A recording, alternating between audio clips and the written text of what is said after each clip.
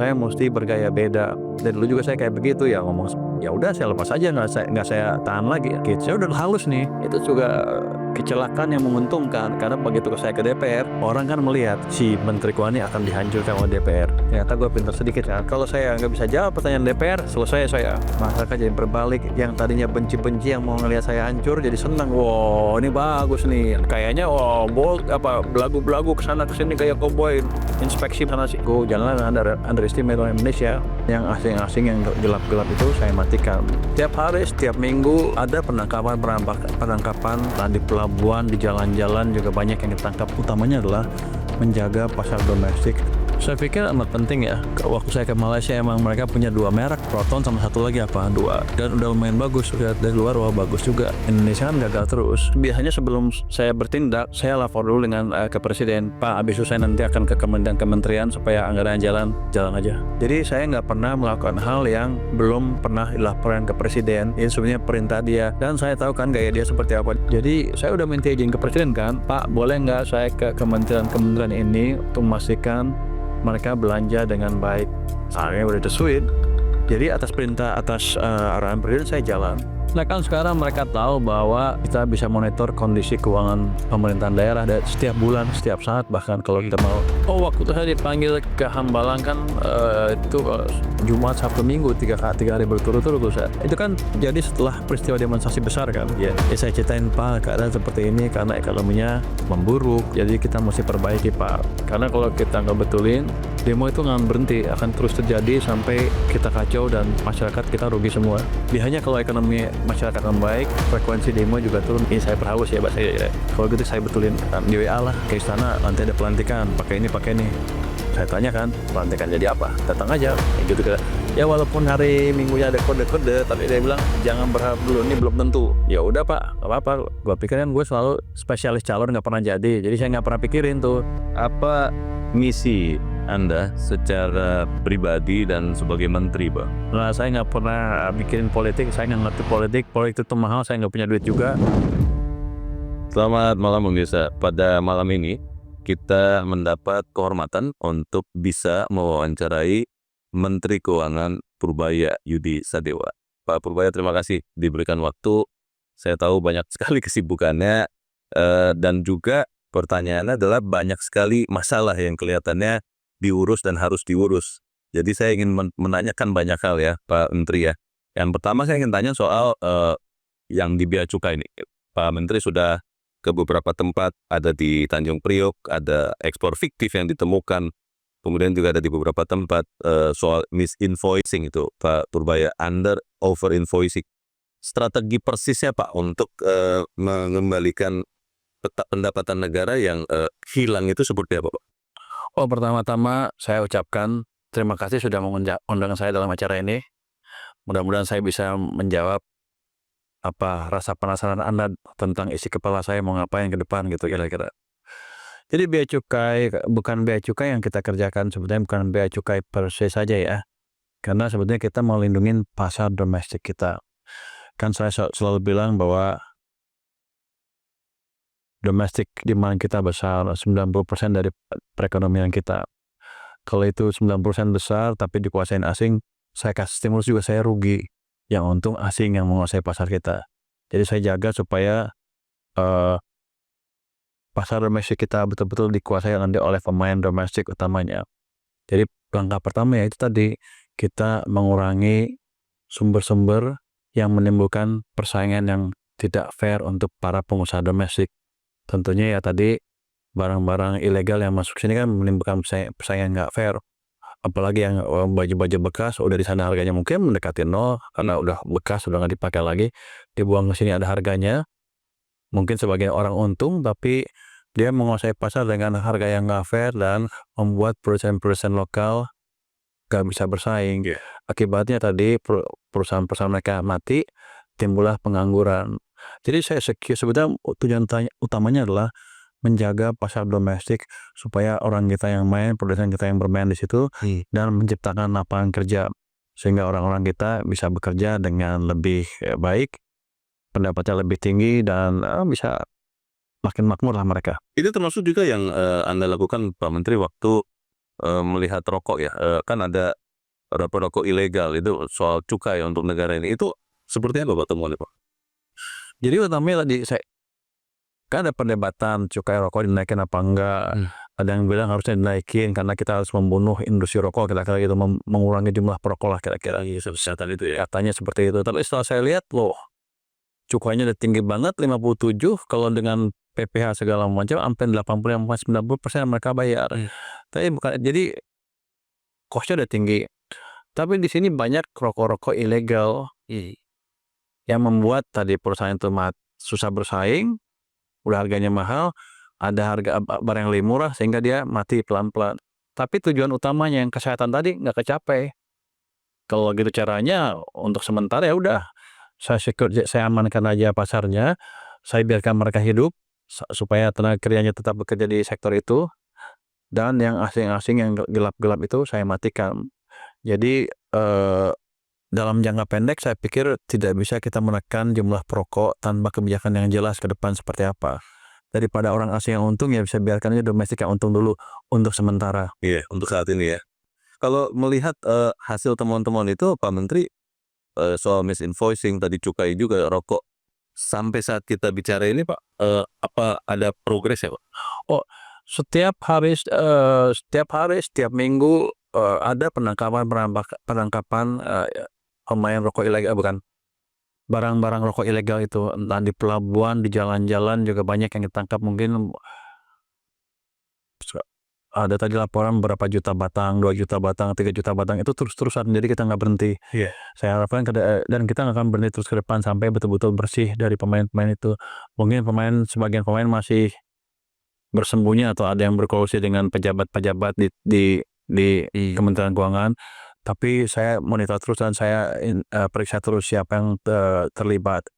Yang jelas itu nggak akan berhenti, dan nanti kalau yang terlibat pasti akan kena sanksi.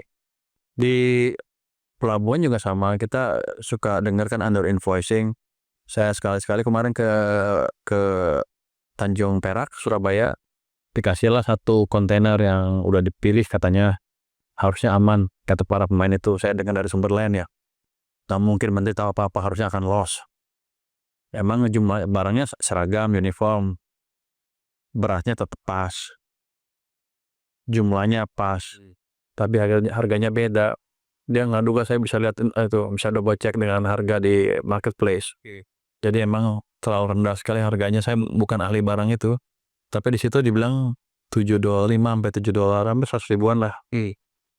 Di pasar mungkin yang paling murah, kalau di pasar di situ yang saya murah 1,5 sampai 2 juta, yang agak mahal, yang mahal 45 sampai 50 juta ada. Beda sekali ya.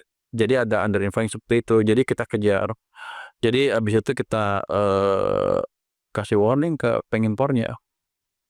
Saya suruh periksa selain barang ini, barang mana aja yang dia impor, periksa semuanya. Nanti kita track ke belakang seperti apa, dan saya kasih warning ke mereka ke depan jangan coba-coba lagi. Kalau coba-coba lagi kita tutup, kita freeze, kita merahkan lah semua impor dari perusahaan tersebut. Tujuannya supaya ke depan mereka bermain dengan lebih baik dan mematuhi peraturan yang udah ada, supaya nggak ada yang dirugikan. Iya, pentegasan dan semua upaya yang dilakukan Menteri Keuangan ini Pak Purbaya, itu kan untuk meningkatkan penerimaan negara ya. Di beberapa kali Anda menyatakan bahwa tax ratio di tahun ini itu diupayakan bisa di atas 10% dan terus naik sampai tahun 2029. Strateginya tuh bagaimana? Jadi tadi bukan hanya untuk menaikkan tax ratio, yang saya kerjakan adalah utamanya mengamankan pasar domestik untuk pemain domestik, supaya private sector kita bisa tumbuh. Kalau kita lihat sejarah ke belakang, ketika ekonomi didrive oleh private sector, tax ratio-nya bisa lebih tinggi 1% dibanding normal, dibanding ketika keadaan ekonomi didorong oleh sektor pemerintah. Jadi kalau saya hidupkan di sektor swasta lagi, otomatis tax ratio saya akan naik 0,5 sampai 1% tanpa effort berlebihan. Ceteris paribus kalau kata ekonom. Dari itu saya udah cukup bagus tuh. Mungkin tahun depan bisa dapat 100 sampai 200 triliun. Dari itu aja, dari perbaikan tax ratio. Kalau private sector yang tumbuh. Jadi strategi saya seperti ngaco nutup enggak. Saya tutup semuanya market supaya domestic player bisa bermain, private sectornya hidup, bunga diturunkan, uang digelontorkan ke sistem, sehingga mereka lebih berkontribusi ke ekonomi dan ke pengumpulan pajak. Untung saya banyak. Oke. Soal pajak Pak, ini juga menjadi pertanyaan, ingin tahu progres Pak soal Cortex itu Pak Menteri. Kan Cortex ini per Januari 2026 akan dipakai penuh ya Pak. Bagaimana itu kesiapannya? Karena sempat juga dikatakan bahwa ada yang harus diperbaiki di sistem itu, dan kira-kira bagaimana efeknya untuk mencapai target pajak tahun ini dan tahun depan Pak? Waktu saya datang ke sini, Cortex agak berantakan ya kelihatannya ya. Saya pernah coba juga muter-muter, masuk keluar lagi. Saya suruh teman-teman saya dari luar ngetes sama juga. Dan cyber security-nya juga jelek. Dari 100 nilainya cuma 30, artinya gampang dibawa orang itu. Dan saya juga sudah nemukan beberapa orang nawarin data Cortex, data yang wajib pajak di luar waktu itu ya. Tapi langkah pertama kita perbaikin cyber security-nya, keamanan cybernya. Sekarang nilainya udah 95 dari 100, jadi udah makin susah ditembus. Kemarin katanya ada yang bisa nembus, tapi itu rupanya dia masuk ke tempat yang lain, jadi kesasar. Jadi sudah cukup baik ini cyber security kita. Mungkin saya udah panggil juga beberapa hacker untuk ikut ngetes. Mereka bilang udah membaik. Mungkin nggak lama lagi udah 100 ini dari sisi cyber security-nya. Nah, habis itu kan ada beberapa layer tuh di Cortex itu. Layer yang dengan interface dengan nasabah, Anda pembayar pajak, habis ini di tengahnya, sama lapisan aplikasi di bawahnya. Yang 1 sama 2 udah kita betulin, yang bawah belum semuanya kita bisa betulin karena rupanya source code-nya masih dipegang oleh kontraktornya, vendornya. Dia akan diserahkan ke kita 15 Desember, tapi saya coba percepat sehingga kita bisa perbaiki itu dengan baik, dengan cepat. Tapi sekarang kalau kita lihat Cortex sudah nggak muter-muter lagi tuh, udah banyak lebih baiknya dibanding sebelumnya. Jadi harusnya sih kalau saya tanya tim saya, begitu dikasih ke mereka source code-nya, 2 minggu udah selesai katanya. Jadi aman ya? Jadi harusnya aman. Dan yang kerjanya orang kita sendiri, jadi orang kita jago-jago, jangan underestimate orang Indonesia. Tinggal kasih kesempatan aja. Dan kita juga pakai beberapa orang yang sudah berpengalaman di dunia di programming itu. Ada yang udah 15 tahun, 20 tahun di company yang betul-betul mapan. Jadi saya percaya dengan mereka. Korelasinya nanti ke penerimaan pajak kira-kira bagaimana Pak Tarlit? Saya belum melihat korelasinya seperti apa. Tapi yang jelas pembayaran pajak akan lebih lancar nanti. Kalau nanti let's say tahun 2026, harusnya kan akan lebih bagus. Tapi bukan karena Cortex saja, tapi karena ekonominya juga akan lebih baik dibandingkan dengan sekarang. Jadi keadaannya beda, pajaknya beda, tapi bukan hanya karena Cortex. Jadi kalau Anda tanya korelasinya, ada beberapa faktor yang mempengaruhi. Ya korelasinya pasti positif berapa saya nggak tahu. Oke.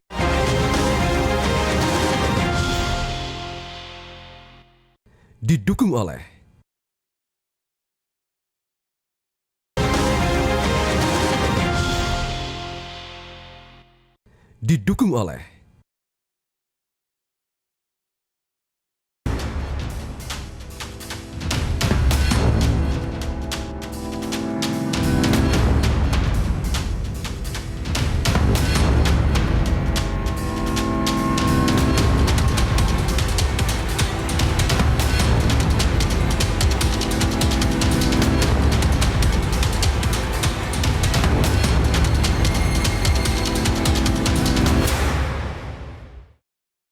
Bicara pertumbuhan ekonomi, Pak Kurbaya, kan Anda juga sudah mengatakan bahwa pemerintah, Kementerian Keuangan sudah menargetkan di akhir tahun ini ya Pak, kuartal keempat 2025 itu setidak-tidaknya 5,6% untuk pertumbuhan di triwulan keempat.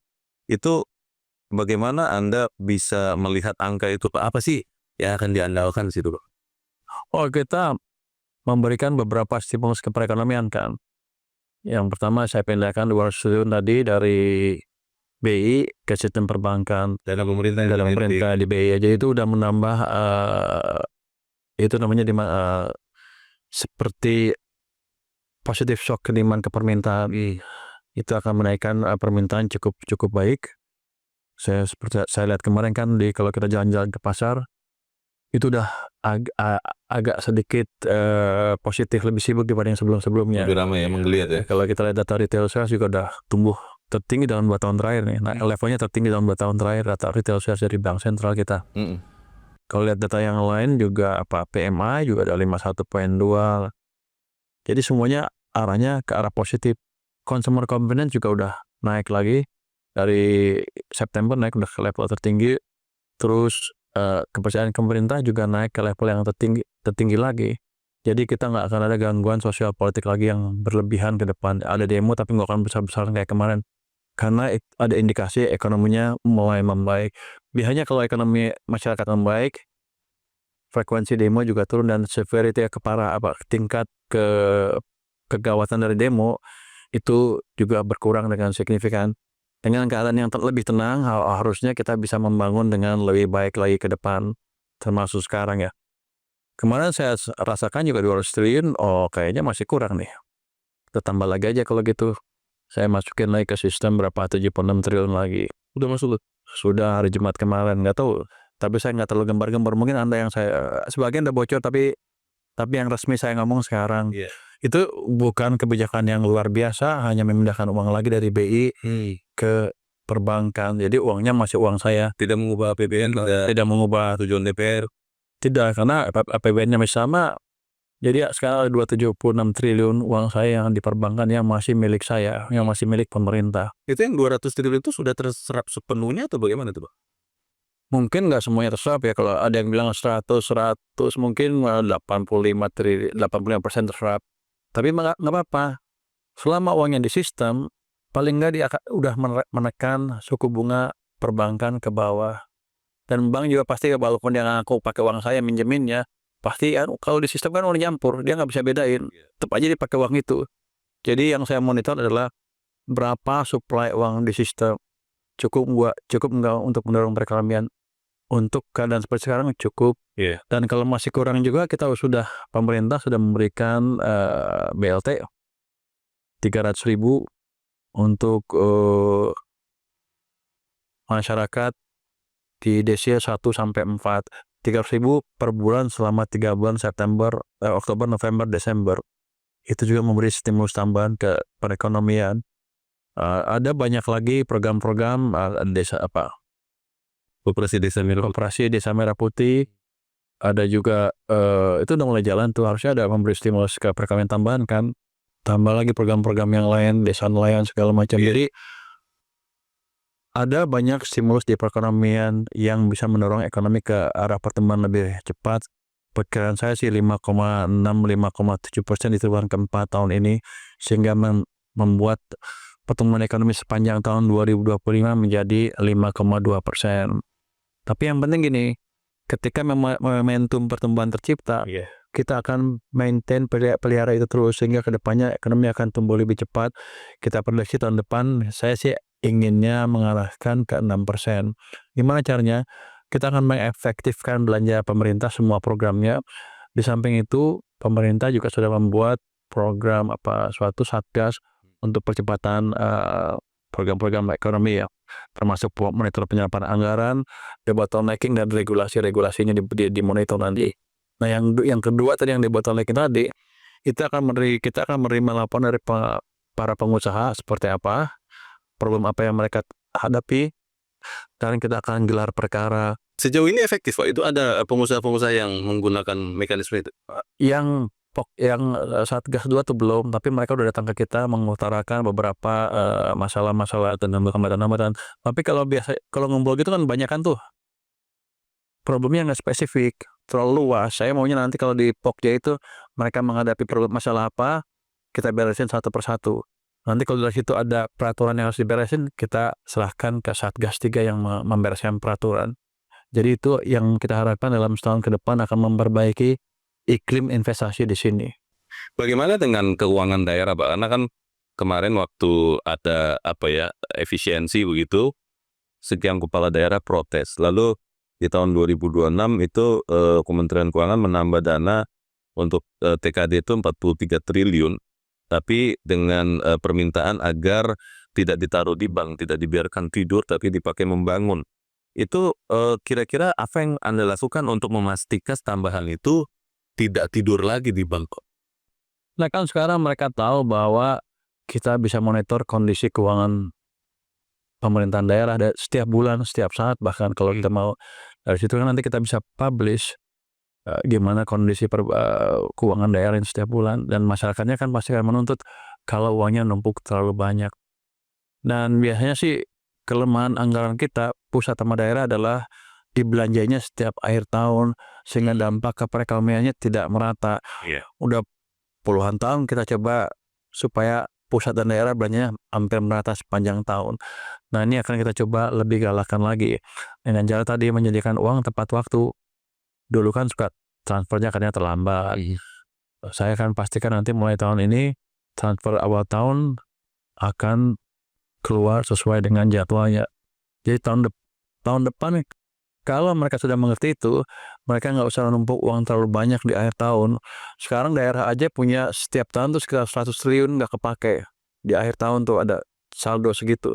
Kan sayang kalau dihabisin, bisa dihabisin untuk ke pembangunan, kan lumayan tuh dari dorong ke ekonominya. Nanti dengan jaminan tapi Januarinya uangnya udah ada dari pusat. Itu kewajiban kita. Tapi kalau tahun ini ya belum tahun 2026 pasti mereka belum terbiasa. Tapi saya harapkan tahun 2027 mereka udah bisa menjalankan hal itu. Dan dengan bantuan dari pusat tentunya. Sehingga bisa lebih cepat ya pemakaiannya. Sehingga pemakaiannya bisa tepat waktu, tepat sasaran, dan nggak ada yang ditunda-tunda dan ditaruh di bank terlalu lama.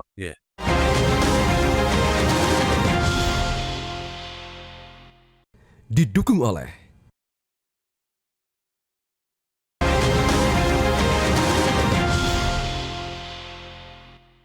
Didukung oleh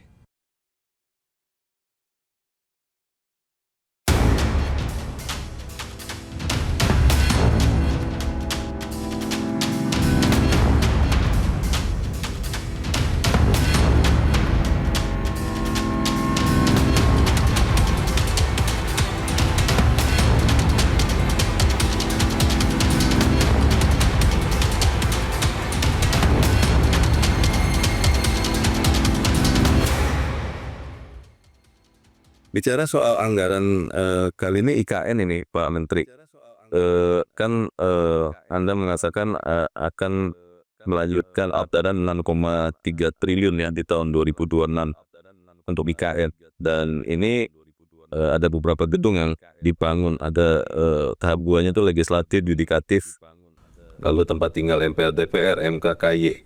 6,3 triliun itu cukup Pak? Saya rasa cukup untuk bagian pemerintahnya kan. Di bagian swastanya kan nanti ada pengembang swasta juga yang membangun perumahan di sana. Ya, paralel dengan itu. Jadi saya pikir cukup.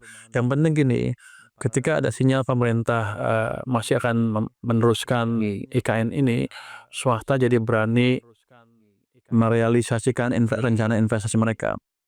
Gestur politik, Gestur ekonomi dan politik yang penting dari kita. Nggak ngerubah kan, selama ini kita ikut presiden, kan presiden bilang akan meneruskan, ya kita ikut. Termasuk untuk jalannya ini Pak, ini kan ada rencana tol IKN Balikpapan, ada pelabuhan, ada jalan-jalan, itu artinya nanti diharapkan kerjasama pemerintah dan badan usaha atau seperti apa? Detailnya saya nggak tahu detail, tapi yang jelas itu di luar 6,3 triliun rupiah tadi. Cuman rasanya sih akan dijalankan dengan skema-skema yang udah ada sekarang. Ketika programnya misalnya menguntungkan, ya pasti ada swasta yang masuk. Tapi kalau nggak ada yang menguntungkan, ya PU nanti yang masuk, pasti APBN yang biayain. Yang jelas ini pemerintah nggak keluar uang sama sekali untuk membangun suatu ibu kota yang baru. Tapi kita akan monitor dan pastikan uang yang keluar dibelanjakan secara optimal. Oke. Pak Purbaya, kita juga bicara soal mobil nasional Pak. Pak Presiden sudah mengatakan, masa sih tetangga kita bisa punya, Malaysia punya, Vietnam punya, Indonesia yang jauh lebih besar masa tidak punya. Kira-kira seberapa strategis prioritas Pak mobil nasional ini untuk kita? Saya pikir amat penting ya. Waktu saya ke Malaysia emang mereka punya 2 merek tuh, Proton sama satu lagi 2, dan udah lumayan bagus. Dari luar bagus juga. Indonesia kan gagal terus. Dulu mungkin karena di monopoli Jepang kan sekarang udah terbuka, harusnya kita bisa mulai melakukan investasi di sana. Kan cikal bakalnya adalah mobil yang Pindad itu kan, yang Maung itu kan. Betul. Ya kalau kita punya itu ya dari situ kita mulai. Awalnya sih tahun ini kita mau beli tahun ini ya mau beli berapa ratus mobil, cuman Pindadnya belum siap sehingga kita batalkan. Tapi kalau tahun depan memang siap ya kita belanjain, uangnya udah ada kalau nggak salah kita anggarkan. Kesiapan itu diharapkan dari Pindad sendiri atau nanti ada topangan juga dari Kementerian Keuangan? Nah, Pindad maksudnya uang Pindad sendiri. Betul. Untuk memulai modal awal membangun nggak begitu Pak, membangun mobil. Paling nggak kan kalau ada order yang jelas dia bisa pinjam kemana-mana, termasuk ke Dantara. Mungkin juga kalau kita diperintahkan atau dirasa perlu untuk memberi penyataan modal negara nggak apa-apa. Kan lihat kan di sekeliling di Jakarta macet, Betul. kiri kanan banyak mobil. Mana yang punya Indonesia? Nggak ada kan? Iya. Ada nggak sakit hati? Iya. Yang menggunakan, yang nyetir orang Indonesia Pak, tapi mereknya bukan. Mereknya bukan kan? Jadi let's say kalau kita bisa kuasain pelan-pelan 10%, 20% secara bertahap kan bagus. Jadi kalau lihat keliling nggak sakit ada mobil Indonesia lah. Orang kita tuh pintar-pintar, cuman kadang-kadang kesempatannya nggak dikasih. Dan sektor finansial kita di masa lalu juga nggak memberi bantuan ke industri mobil. Ada Domestik ya. ada target atau timetable-nya nggak Pak untuk peluncuran mobil nasional ini? Saya belum tahu, tapi mungkin tahun depan ya. Tahun depan. Mungkin ya. Kalau peluncuran kan baru dari pertama kan. Let's say kalau udah jadi bisa aja tahun depan. Kalau lihat Pak Presiden kan cukup agresif, cukup ambisius. Kalau saya bilang nggak apa-apa. Tahun depan pertama mungkin dibeli oleh pemerintah dulu. Nanti kalau udah makin bagus dilempar ke tempat lain. Kita untuk seperti itu kita memang harus invest. Jangan ngarepin tiba-tiba layak sendiri dan bersaing di tempat yang udah jago-jago, pasti kalah. Jadi harus ada insentif sedikit atau bantuan dari pemerintah. Itu hal yang wajar di mana-mana. Harus cari blue ocean ya, jangan red ocean terus ya. Pak Purbaya, ini setelah tadi banyak masalah yang penting, kita ingin agak santai sedikit ini Pak di bagian berikut. Ini terlalu serius diskusinya ya? Enggak. Saya ingin menceritakan, Pak Purbaya menceritakan lagi ketika Anda diminta oleh Presiden untuk menjadi Menteri Keuangan, itu bagaimana itu terjadi dan sebenarnya apa yang ada dalam pikiran Anda saat itu, apakah langsung menerima atau memikirkan bebannya atau seperti apa Pak? Oh, waktu saya dipanggil ke Hambalang kan itu Jumat, Sabtu, Minggu, tiga hari berturut-turut tuh saya. Jumat datang, ngapa-ngapain dengan dia ngomong 2 jam 3 jam. Sabtu datang, ngomong dengar lagi dia bicara dengan siapa ya? 2 jam 3 jam dia presentasi, saya dengerin. Dia bisa beri 3 jam loh. Hebat juga nih bro. Minggu saya dipanggil. Itu kan jadi setelah peristiwa demonstrasi besar kan. Minggu dipanggil lagi. Waktu kita ngomong cuma berenam dalam tuh. Saya pikir kalau waktu itu saya nggak cerita keadaan ekonomi seperti apa dan catatan ke depan seperti apa, saya nggak akan bisa bicara lagi kan.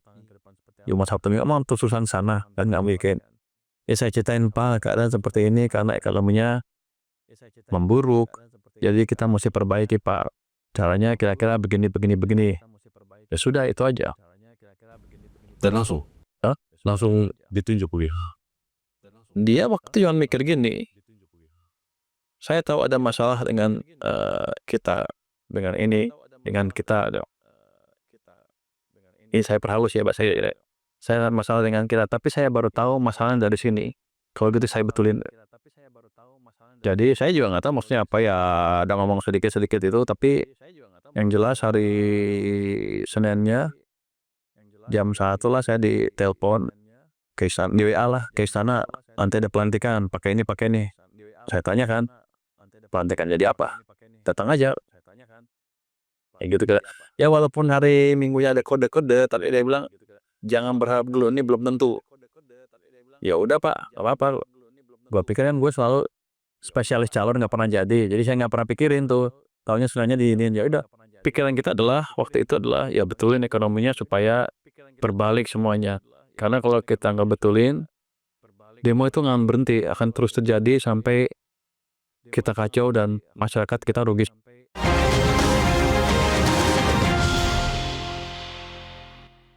Didukung oleh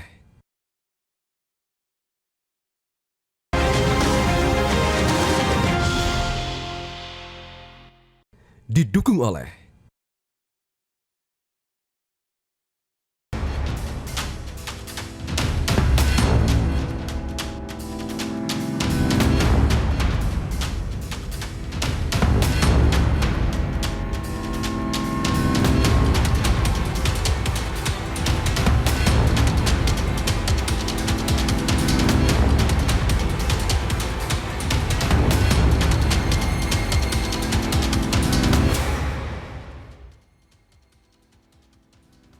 Ya, Pak Gurbaya, memang sudah banyak mungkin yang mengatakan bahwa gebrakan-gebrakan Anda itu membuat Anda dijuluki itu jurus koboi katanya gitu. Tapi banyak juga yang penasaran, ini sebetulnya sesuai dengan mandat arahan dari presiden atau memang gaya pribadi seorang Menteri Keuangan Purbaya yang memang ya sudah kalau memang harus diperbaiki langsung gebrak bagaimana, Pak? Saya nggak tahu ada petunjuk langsung apa enggak, tapi biasanya sebelum saya bertindak, saya lapor dulu dengan ke presiden, "Pak, saya akan pindahin uangnya 200 triliun, jalanin aja. Pak, habis itu saya nanti akan ke kementerian supaya anggaran jalan, jalan aja." Jadi saya nggak pernah melakukan hal yang belum pernah dilaporkan ke presiden. Ini sebenarnya perintah dia. Dan saya tahu kan gaya dia seperti apa. Dia kan agresif dan cukup asertif ya kalau ngelakuin ini. Saya perhalus sedikit. Saya udah halus nih, udah halus banget. Jadi saya tahu kan dulu ada pernah baca buku dulu waktu kuliah tingkat pertama di Amerika dulu, Microeconomic of Self-Fulfilling Prophecy. Ya teorinya dia bilang gini, kalau orang berpandangan ekonomi akan maju, maka akan maju betul. Kenapa? Karena bisnismen tahu demandnya akan naik, dia invest. Masyarakat yang punya duit nggak ragu belanja. Kenapa? Karena bisa dapat gaji lagi bulan depan. Jadi nggak ada precautionary motive. Itu habis itu begitu itu pengaruhi sebaliknya kalau sentimen jelek kayak sebelum-sebelumnya ya akan turun terus ke bawah karena semua takut. Bisnismen nggak berani ekspansi, orang juga nggak berani belanja, takut keadaan memburuk. Mereka harus punya tabungan, jadi kayak gitu. Jadi saya balik itu saya ciptakan tadi optimisme, kasih stimulusnya apa, terus kita monitor ke depan. Untuk menciptakan optimisme, ketika orang lagi takut seperti itu, saya mesti bergaya beda. Tapi itu bukan gaya yang beda-beda banget. Dari dulu juga saya kayak begitu ya ngomong. Ya udah saya lepas aja, nggak saya tahan lagi. Jadi saya akan begini. Gayanya emang harus seperti itu karena untuk menciptakan optimisme, kalau kita nggak cukup bold, nggak cukup berani, gimana bisa optimisme tumbuh? Waktu hari pertama mereka marah-marah biar aja. Itu juga kecelakaan yang menguntungkan karena begitu saya ke DPR, orang kan melihat si Menteri Keuangan ini akan dihancurkan oleh DPR. Ternyata gue pintar sedikit ya. Kita bisa balik dari situ kan mereka bisa ngelihat masyarakat kita cukup fair. Kalau saya nggak bisa jawab pertanyaan DPR, selesai saya. Minggu depannya saya pasti dipecat dan nggak apa-apa dipecat. Memang nggak berguna. Tapi ketika di DPR saya nunjukin saya mampu, saya gerakan ini arahnya begini ke depannya seperti apa dan masuk di kepala masyarakat. Masyarakat jadi berbalik. Yang tadinya benci-benci yang mau ngelihat saya hancur jadi senang. Wow, ini bagus nih. Dan gitu kan. Jadi berbalik. Jadi berbalik itu yang membuat saya lebih gampang mengimplementasikan dengan 200 triliun. Habis itu itu sentimennya. Masyarakat. Stimulusnya saya hajar dari 200 triliun. Habis saya monitor ke bank-bank supaya saya pastikan ini betul-betul dibelanjain, jangan dia main-main. Jadi kayaknya belagu-belagu kesana kesini gaya koboi, inspeksi bank dan sana nggak jelas. Tujuannya memastikan stimulus ini jalan. Habis itu kita monitor terus seperti apa. Dan kemarin kita lihat, kok uangnya masih kurang kayaknya nih. Tambah lagi. Injek lagi. Kalau di film-film western itu kan cowboy itu pasti ada lawannya ya, Pak Gurbaya. Dan kalau memang benar yang orang-orang katakan gaya Anda ini adalah gaya cowboy, ya mungkin juga akan ada lawannya. Mungkin sudah terlihat, mungkin belum. Bahkan ada anggota DPR yang bilang, sudahlah lurus di jalurnya saja, kata begitu Menteri Keuangan. Pandangan Anda seperti apa? Bukan begitu. Karena untuk menjalankan ekonomi, nggak boleh satu segmen aja yang hidup. Harus semuanya hidup, seperti itu. Jadi saya udah minta izin ke Presiden kan, Pak boleh nggak saya ke kementerian-kementerian ini untuk memastikan mereka belanja dengan baik. Dan saya udah disuin. Jadi atas perintah, atas arahan Presiden saya jalan. Dan akibatnya kan sekarang kalau Anda lihat ya, misalnya di pemerintahan nih, triwulan pertama PDB-nya negatif, belanja pemerintah. Triwulan kedua negatif lagi. Triwulan ketiga positif 5% lebih. Itu memberikan dampak positif ke perekonomian. Triwulan keempat pasti lebih tinggi lagi. Karena kita gebrak-gebrak dan saya ancam. Semacam ada ancaman halus lah. Kalau nggak bisa belanja, saya ambil tahun ini uangnya. Tahun depan saya potong.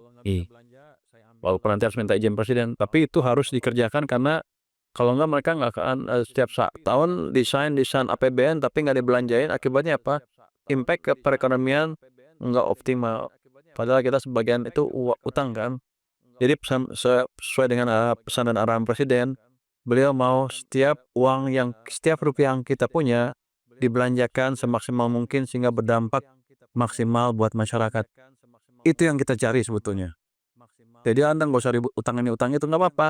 Utang juga nggak apa-apa kalau pemanfaatan pembelanjaannya bagus sehingga ekonominya lari dan income saya lebih tinggi dari utang yang saya keluarkan. Maunya saya itu. Jadi pertanyaan terakhir saya Pak Menteri, Menteri Keuangan kan sebagai pemimpin di Komite Stabilitas Sistem Keuangan KSSK, sekian lama kita melihat bagaimana gerak fiskal moneter ditambah OJK juga Pak, ditambah LPS juga itu bergerak seiring dengan kondisi terakhir. Seperti apa Pak Kurbaya melihat KSSK ini akan bisa mendorong pertumbuhan, tapi tetap pertumbuhan yang aman dan berkualitas, jangan kepanasan begitu Pak? Bagaimana? Maksud Anda aman gimana? Aman itu ya dia tidak berlebihan begitu Pak, kalau soal defisit atau yang lain. Berapa levelnya yang Anda mau? Sesuai dengan undang-undang Pak. Berapa enggak untuk pertumbuhan ekonomi berapa Anda maunya? Itu berapa? Yang Anda di kepala Anda berapa sekarang? ya 3% dari PDB Pak. Enggak, bukan. Pertumbuhan ekonomi Anda berapa yang Anda pengen ciptakan? Yang Anda bilang tadi nggak kepanasan itu berapa? Kalau 5-6% mungkin Pak. Seperti yang banyak orang katakan. Makanya lu jangan nanya sembarangan kalau nggak ngerti. Oke. Biar aja. Begini. Boleh kita ngomongin ya? Boleh. Biar aja. Kita biasanya setelah krisis ya, kalau tumbuh di atas 5-6% pasti diperlambat. Kenapa? Karena dianggap kepanasan seperti Anda bilang tadi. Jangan-jangan di kepala Anda 5%. Kalau 5% udah kepanasan, saya tidur, saya pensiun, cukup. Kan itu udah minimal ya? Udah. Itu kayak lagi ya kalau nggak bodoh-bodoh amat ya 5% pasti tercapai lah.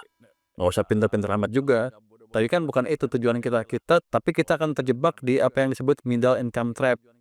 Di situ aja di sini nih. Kayak gini, nanti kalau ada susah jatuh lagi kayak kemarin, nanti naik lagi dikit jatuh. Akan susah terus ekonomi kita nggak bisa jadi negara maju. Untuk jadi negara maju kita harus tumbuh double digit selama mungkin 10 tahun lebih. Makanya saya lihat 8% kan tinggi. Orang bilang ketinggian, tapi belum cukup untuk menjadi negara maju. Tapi nanti kalau udah sampai 8, mesin-mesin ekonominya diperbaikin, berarti suatu saat kita bisa tumbuh 10% tanpa kepanasan. Kepanasan tuh laju pertumbuhannya di atas laju pertumbuhan ekonomi potensial dengan struktur yang ada ya. Kalau sekarang sih kita hitung 6,5-6,7%. Baru bisa kepanasan kalau tumbuh di situ terus. Struktur yang nggak dirubah tumbuhnya lama. Kenapa saya bisa bilang tumbuh lama tanpa menimbulkan inflasi? Karena kan kita selalu tumbuh di bawah 6% kan, selama ini kisaran 5% lah terbaiknya. Kan berarti ada tenaga kerja yang masih ke usia kerja yang nggak diserap. 1% PDB itu angkanya sekitar 400.000 tenaga kerja yang formal. Kenapa sekarang kita lihat turun pengangguran ketika pertumbuhannya slow? Karena masuknya informal. Kita nggak mau seperti itu. Saya maunya mereka masuk ke lapangan kerja yang bagus, yang formal, yang masa depannya terjamin. Baik. Jadi KSSK sekarang semakin kompak, semakin dekat, dan regulasinya juga semakin baik sehingga hal itu bisa diwujudkan. Dan sekarang kita dengan Bank Sentral juga sudah lebih dekat. Eh, Kayak sekarang nih, wakil menteri kita ikut rapat Dewan Gubernur di Bank Sentral hari ini untuk menyatukan, untuk melihatlah di sana diskusinya seperti apa dan mengeluarkan, menyampaikan pendapat di pandangan dari si pemerintah dan keuangan seperti apa supaya ke depannya semakin erat tanpa ada kecurigaan macam-macam. Jadi KSSK akan semakin baik dan ruang untuk ekonomi tumbuh lebih cepat akan kita buka selebar mungkin. Ini pertanyaan terakhir banget, Pak. Eh, apa misi Anda secara pribadi dan sebagai menteri, Pak, keuangan? Karena ada juga yang mulai mengatakan ini jangan-jangan bagian dari langkah strategis yang ada ujung-ujungnya target politis, katanya begitu, Pak. Pak, itu Anda atau bagaimana, Pak Purbaya? Nah, saya nggak pernah bikin politik, saya nggak ngerti politik. Politik itu mahal, saya nggak punya duit juga, nggak punya pengalaman juga, nggak punya keahlian. Jadi saya akan fokus di keahlian saya. Kan saya dokternya ekonomi, bukan dokter politik. Saya nggak akan ngerti politik di luar ini saya sama sekali. Jadi kita akan fokus di ekonomi, memastikan kita bisa tumbuh maksimal sesuai dengan apa yang kita miliki. Saya ingin orang kan kalau di luar negeri, senang hidup di Amerika, bagus Amerika, gini-gini. Ayo kita pindah ke Amerika. Saya nggak suka pernyataan itu. Kalau sebagai ekonom, saya balik ke sini, ayo kita buat Indonesia kayak Amerika. Sama makmurnya, sama majunya. Oke. Itu target kita. Itu target kita dan semoga itu yang akan tercapai. Terima kasih Pak Menteri. Terima kasih Pak. Dan semoga berhasil dalam menjalankan tugasnya. Sekali lagi terima kasih. Terima kasih. Dan menurut saya demikianlah perbincangan saya bersama dengan Menteri Keuangan Purbaya Yudi Sadewat. Terima kasih untuk kebersamaan Anda. Selamat malam. Sampai jumpa.